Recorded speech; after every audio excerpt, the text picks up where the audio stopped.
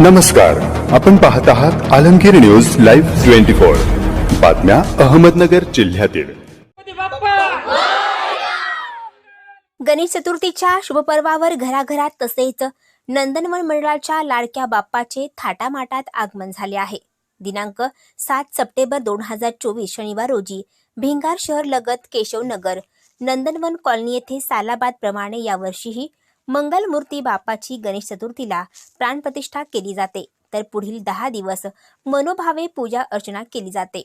सार्वजनिक गणेशोत्सव साजरा करण्यात नंदनवन मंडळात तर अनोखी उत्साह ऊर्जा संचारते। भाविक मोठ्या हर्ष उल्हासाने विविध प्रकारच्या आकर्षक सजावट करून लाडक्या बाप्पाला घरी विराजमान करतात आणि बाप्पासाठी मोदकासोबतच इतर विविध चविष्ट नैवेद्य दाखवतात।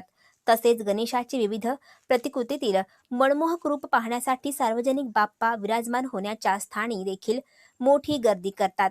यावेळी नंदनवन मित्रमंडळाचे अध्यक्ष धनराज महागडे, उपाध्यक्ष विजय लाड, सचिव बाळासाहेब धाकतोडे, खजिनदार दिलीप हजारे, सदस्य कल्याण पवणे, राजेंद्र चौधरी, कमलेश देवतरसे, बबन गोटे, राहुल कुपाडे, वैभव खळे, मधुकर अहिरे, सारिका महागडे, गीता लाड, सुनीता गोटे, सुनीता धाकतोडे, कल्पना शिंदे, सविता दळवी आदींनी परिश्रम घेतले।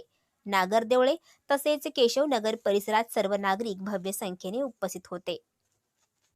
आम्ही नंदनवन मित्र मंडळ गेले 15 वर्ष झाले आम्ही इथं गणपती उत्सव आणि नवरात्री साजरा करतो। सगळे मिळून गेम्स मध्ये भाग घेतो आणि शिडी आणि पथक वेगळे वेगळे आम्ही गेम्स खेळतो आणि हे सगळे मिळून गणपती आणि नवरात्री साजरा। गणपती बाप्पा